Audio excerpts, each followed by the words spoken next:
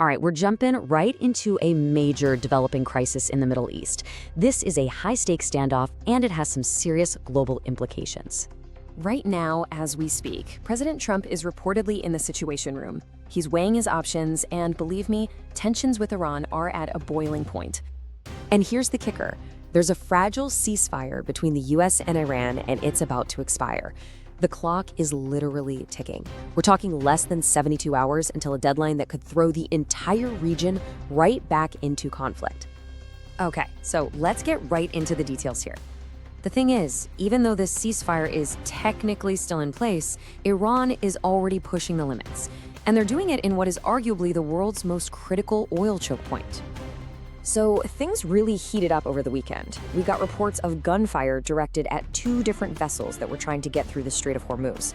Now, some other ships did manage to pass, but the situation is incredibly tense. And all the while, the US blockade on Iranian ports, that's still very much in effect. In fact, CENTCOM reported that on Saturday alone, 23 vessels listened to the warnings and just turned right around. And it's not just what's happening on the water. On top of all that, you've got this war of words heating up. We're seeing all these conflicting signals coming out of both Washington and Tehran, and it's just making an already dangerous situation that much more volatile. You know, it really all boils down to one single question, and it seems so simple on the surface, but it's fueling just a massive amount of uncertainty. The question is this: is the Strait of Hormuz open or is it closed? And the crazy part is, it seems like nobody can agree on the answer, not even officials on the same side. And this right here just perfectly shows you the chaos we're talking about. On one side, you have President Trump saying, yep, the strait is open. But then on the other side, Iran's Revolutionary Guard Corps is saying the exact opposite. They're claiming it's closed and totally under their control. And get this, Iran's own foreign minister actually seemed to agree with President Trump, only to be publicly shut down by his own state media. It's just incredible. So speaking from the Oval Office, President Trump was pretty defiant. He basically framed this as a confrontation that was a long time coming. But of course, that was met with some equally tough talk from Tehran. An Iranian official came out and said that Iran has the upper hand and that they could, if they wanted, shut down 15 million barrels of oil a day. A move like that would send shockwaves through the global economy. So this is a really crucial point. This whole standoff, it's not just about ships and military muscle. It's really about economic warfare. So let's break down the strategy behind this blockade and why the Strait of Hormuz is such a powerful weapon. And that brings us to the big strategic question, right? You've got both sides claiming they can cause the most damage, but who does a shutdown of the Strait of Hormuz actually hurt the most? Okay, now this is where things get really interesting when you look at the numbers.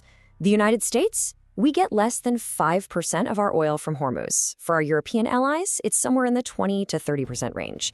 So you see, the real economic pressure point here isn't on the West. No, it is squarely on Iran's economy. And that leads us to this just staggering number, 90%. That's how much of Iran's own oil exports have to pass through the Strait of Hormuz. It's not just a route, it's their economic lifeline. And that right there, that is exactly why some sources are calling the US blockade of Iranian ports strategic excellence. It's not just a military move. It's a very targeted economic strike that basically chokes off the Iranian regime's ability to function, and that puts immense pressure on them from the inside. So with all this military and economic pressure building, you have to ask, are there any off-ramps left? Let's take a look at the last-ditch, frantic diplomatic efforts that are happening behind the scenes as this deadline gets closer and closer. And you can see just how quickly things are falling apart. I mean, just this past weekend, it seemed like we were making some progress toward direct US-Iran talks.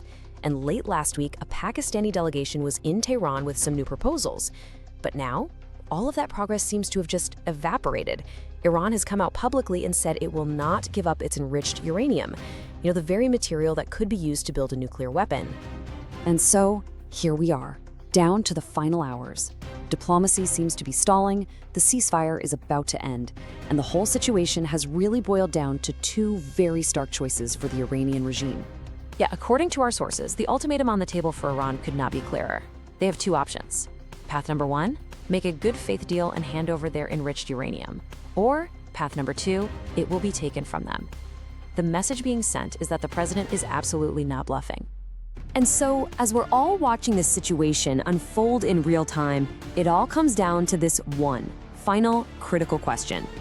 With that clock ticking all the way down to zero, is the next move in the Strait of Hormuz going to be a diplomatic breakthrough, or will it be the opening shots of a new war?